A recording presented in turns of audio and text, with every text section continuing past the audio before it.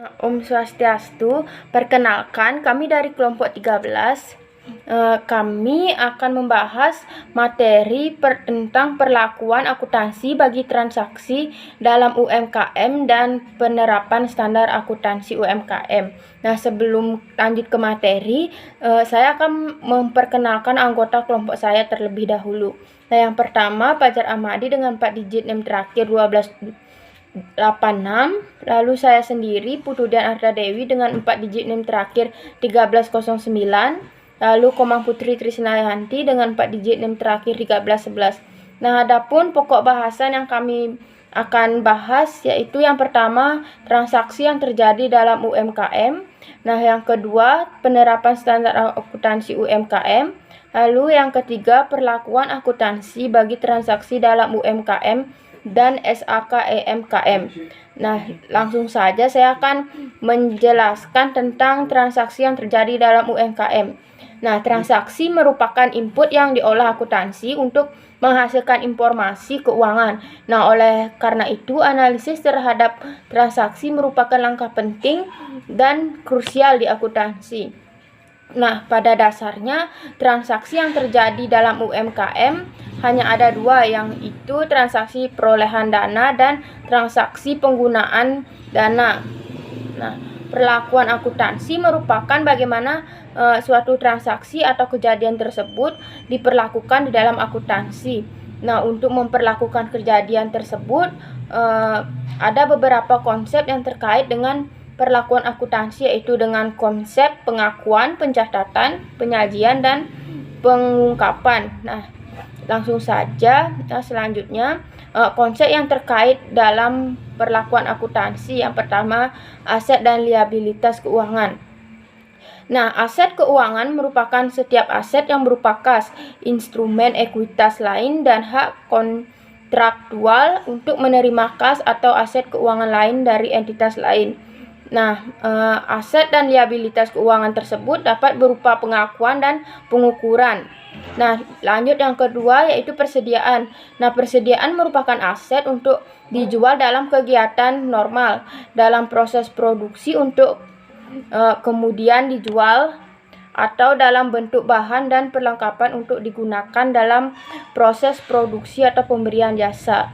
Lalu yang ketiga ada investasi pada ventura bersama.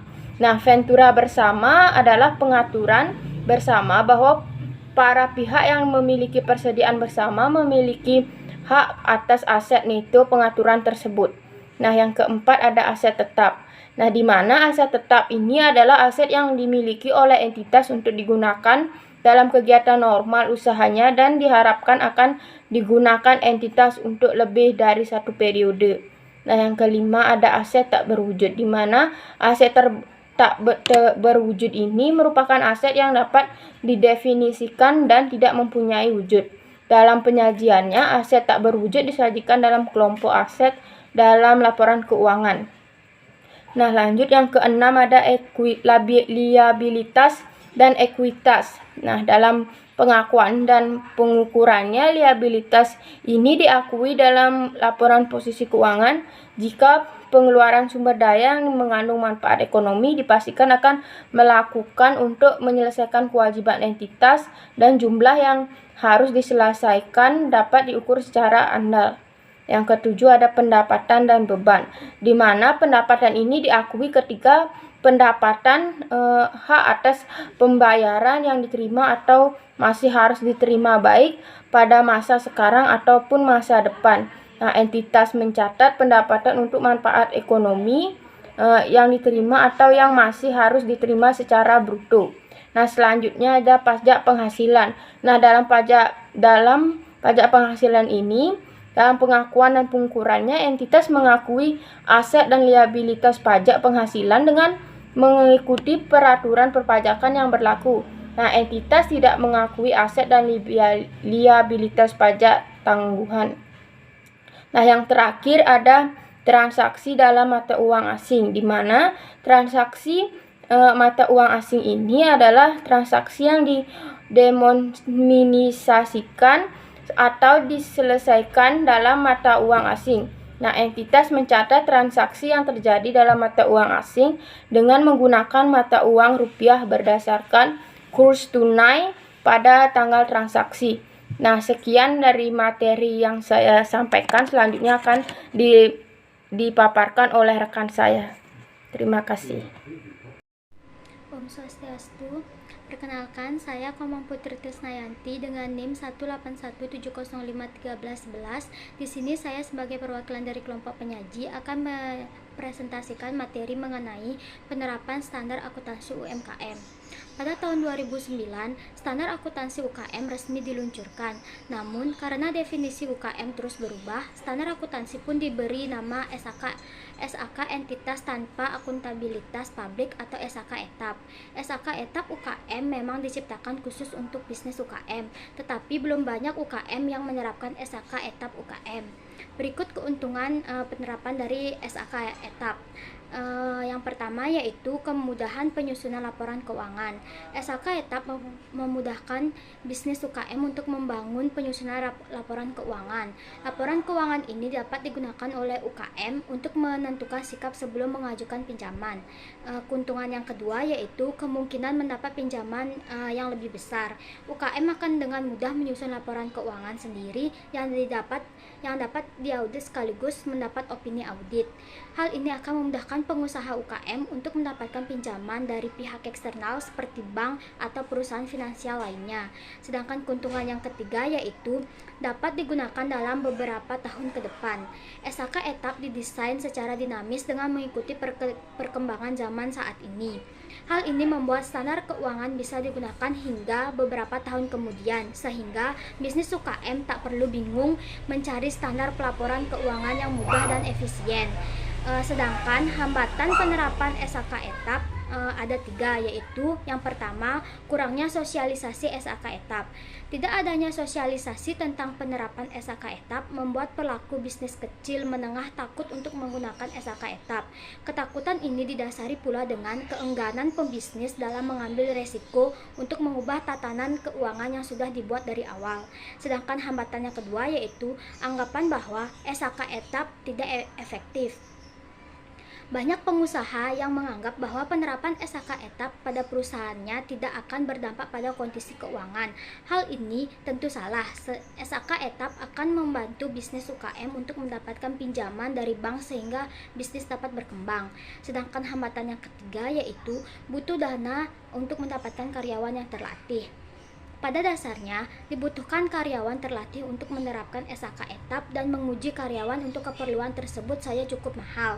Namun, setidaknya hal ini dapat diatasi dengan menggunakan software atau tools yang berfungsi untuk mengatur hal tersebut. Standar akuntansi keuangan entitas tanpa akuntabilitas publik merupakan standar yang dapat menjadi pedoman bagi usaha kecil dan menengah dalam membuat laporan keuangan. Sedangkan entitas tanpa akuntabilitas publik yang dimaksud adalah entitas yang tidak memiliki akuntabilitas signifikan dan menerbitkan laporan keuangan untuk tujuan umum bagi pengguna eksternal. Contoh pengguna eksternal yang dimaksud adalah pemilik yang tidak terlihat langsung dalam pengelolaan usaha, kreditur, dan lembaga pemeringkat kredit. Dalam membantu UMKM untuk dapat menyajikan laporan keuangan, Dewan Standar Akuntansi atau DSAK IAI telah mengesahkan standar akuntansi keuangan entitas mikro, kecil, dan menengah atau SAK EMKM yang efektif berlaku pada 1 Januari 2018 dengan konsep yang lebih sederhana dibandingkan dengan SAK etap. Dalam rapat yang diadakan pada tanggal 18 Mei 2016 untuk mewujudkan UMKM Indonesia yang maju, mandiri, modern, Dewan Standar Akuntansi Keuangan atau DSAK IAI telah mengesahkan Ekspors Draft Akuntansi Keuangan Entitas Mikro, Kecil, dan Menengah atau EDSAK EMKM. EDSAK EMKM merupakan standar akuntansi keuangan yang jauh lebih sederhana bila dibandingkan dengan SAK etap. Misalnya, di sisi teknikal, EDSAK EMKM murni menggunakan dasar pengukuran biaya historis sehingga UMKM cukup mencatat aset dan liabilitasnya sebesar biaya perolehannya. Sekian presentasi yang dapat saya sampaikan, akan dilanjutkan oleh penyaji berikutnya. Saya tutup dengan para Santi. Santi, Om. Baik, perkenalkan nama saya Fajar Ahmadi, NIM 1817051286. Pada kesempatan kali ini saya akan membahas materi tentang perlakuan akuntansi bagi transaksi dalam UMKM dan SAK EMKM. UMKM jadi bagian yang diperhitungkan dalam perekonomian di Indonesia. UMKM juga sering disebut sebagai roda perekonomian di Indonesia. UMKM merupakan singkatan dari usaha mikro kecil menengah berdasarkan Undang-Undang Nomor 20 Tahun 2008. Usaha mikro merupakan usaha produktif milik orang perorangan dan atau badan usaha perorangan yang memenuhi kriteria usaha mikro sebagaimana diatur dalam undang-undang ini. Definisi usaha mikro, kecil dan menengah (UMKM). Menurut Undang-Undang Republik Indonesia Nomor 20 Tahun 2008 sebagai berikut. Usaha mikro adalah usaha produktif milik orang perorangan dan atau badan usaha perorangan yang memenuhi kriteria usaha mikro. Yang kedua adalah usaha kecil adalah usaha ekonomi produktif yang berdiri sendiri yang dilakukan oleh orang perorangan atau badan usaha yang bukan merupakan anak perusahaan atau bukan cabang perusahaan yang dimiliki, dikuasai atau menjadi bagian baik langsung maupun tidak langsung dari usaha menengah atau usaha besar yang memenuhi kriteria usaha kecil.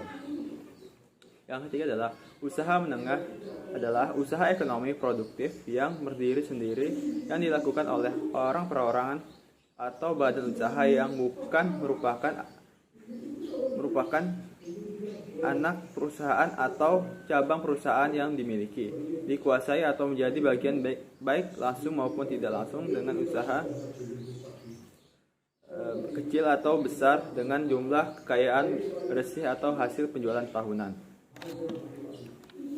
Yang selanjutnya adalah kriteria usaha mikro, kecil, dan menengah atau UMKM. Menurut Undang-Undang Nomor 20 Tahun 2008 adalah sebagai berikut. Yang pertama yaitu adalah kriteria usaha mikro. Kekayaan bersih paling banyak yaitu jumlah 50 juta rupiah, tidak termasuk tanah dan bangunan tempat usaha. Atau yang kedua, atau hasil penjualan tahunan paling banyak 300 juta.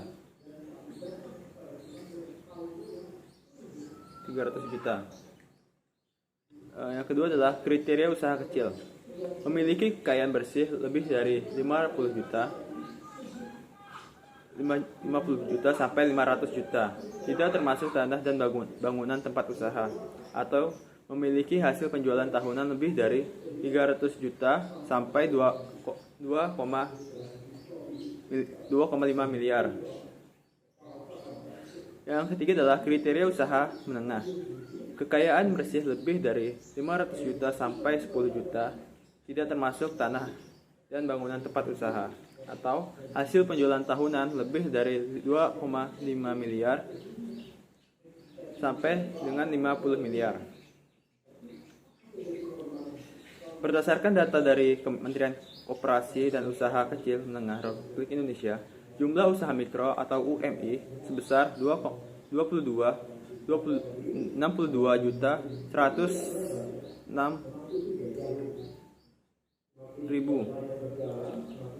Usaha kecil sebesar 757.000. Usaha menengah atau UM sebesar 58,627. Jumlah UMKM yang sangat besar mampu memberikan kontribusi dalam menyediakan lapangan pekerjaan dan pendapatan bagi masyarakat serta memiliki kontribusi dalam produk domestik bruto atau PDB dan ekspor nasional. Sebagai masalah satu roda perekonomian, sudah seharusnya UMK memahami praktik akuntansi agar mampu menerbitkan laporan keuangan. Laporan keuangan yang sesuai dengan peraturan yang berlaku tentunya mampu menarik investor dan kreditor untuk melakukan investasi di dalam UMKM tersebut.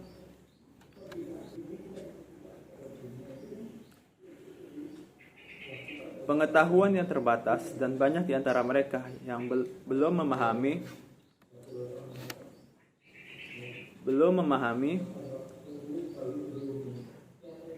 pentingnya pencatatan dan pembukuan bagi kelangsungan usaha. Terkait dengan kondisi tersebut, maka IAE atau Ikatan Akuntansi Indonesia melakukan DSAK atau Dewan Standar Akuntansi Keuangan pada tanggal 17 Juli 2009 menetapkan SAK ETAP atau Standar Akuntansi Keuangan Entitas Tanpa Akuntansi Publik. SAK EMKM adalah standar akuntansi yang ditunjukkan untuk memenuhi kebutuhan pelaporan keuangan entitas mikro, kecil, dan menengah. Laporan keuangan pada SAK EMKM hanya meliputi laporan laba rugi, laporan posisi keuangan, dan catatan atas laporan keuangan. Laporan posisi keuangan menurut SAK EMKM tidak menentukan format atau urutan terhadap akun-akun yang disajikan. Menyajikan informasi komparatif, yaitu informasi satu periode sebelumnya untuk seluruh jumlah yang disajikan periode sebelumnya untuk seluruh jumlah yang disajikan dalam laporan keuangan periode yang berjalan. Laporan laba rugi yang disajikan menurut SAK EMKM yaitu di mana laporan tersebut memasukkan semua penghasilan dan beban yang diakui dalam suatu periode kecuali SAK EMKM mensyaratkan lain. Dan selanjutnya adalah tujuan laporan keuangan. Tujuan laporan keuangan adalah menyediakan informasi posisi keuangan, kinerja keuangan, dan laporan arus kas suatu entitas yang bermanfaat bagi sejumlah besar pengguna dalam pengambilan keputusan ekonomi oleh siapapun yang tidak dalam posisi dapat meminta laporan keuangan khusus untuk memenuhi kebutuhan informasi tertentu.